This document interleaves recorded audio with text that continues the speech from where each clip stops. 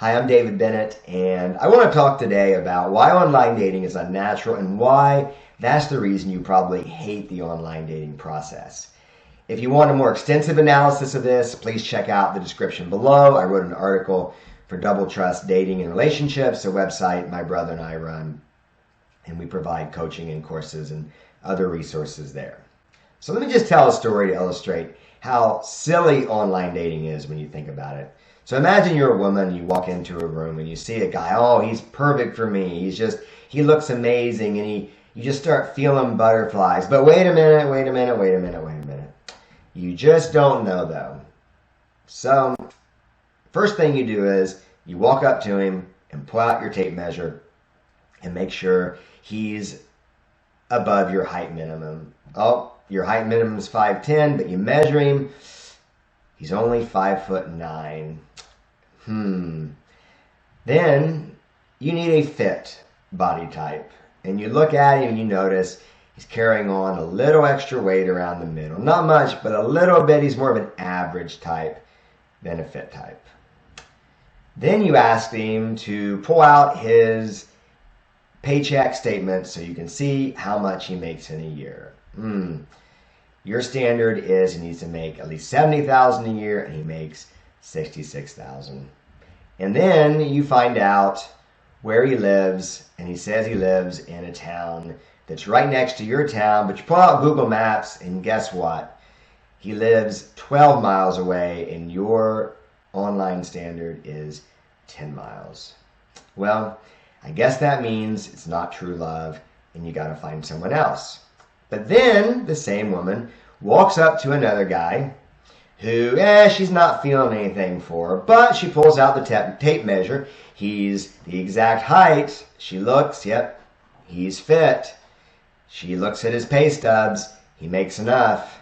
And he's from her same town. Boom. It's love. And then they get married and live happily ever after. Now, as you know, there's a lot of problems with that story. For one, it makes absolutely no sense. And for two, we know that if that woman made her decision of whom to marry and chose that second guy she felt nothing for but met every one of her logical standards, we know that that marriage would be a marriage of misery, and she would eventually be either cheating or leaving that marriage. So, but that's how online dating works, isn't it? In the real world, you feel something for someone. You feel a connection. It's a subconscious, emotional thing that's outside of our logical awareness. You feel something, and then you talk to that person and you see if there's common interest, if there's a connection. And guess what? You're evaluating that person as a whole person, not a series of checklists. So you get to know them, you like them, and if they don't agree with you on everything, that's fine. If they're not the ideal height or weight, or they make as much as you want, that's fine, because you like them and connect with them as a whole person. And that's how real love works, and that's how a real connection works.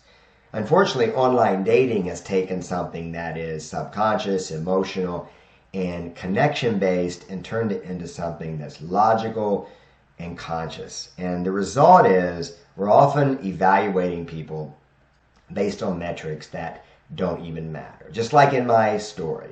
Just because someone looks perfect on paper doesn't mean that you'll feel a connection with them.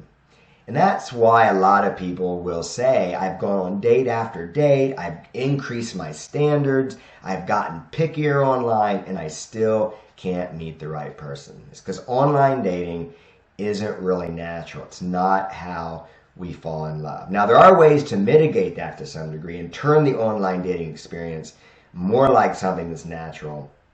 But unfortunately, a lot of people don't do that.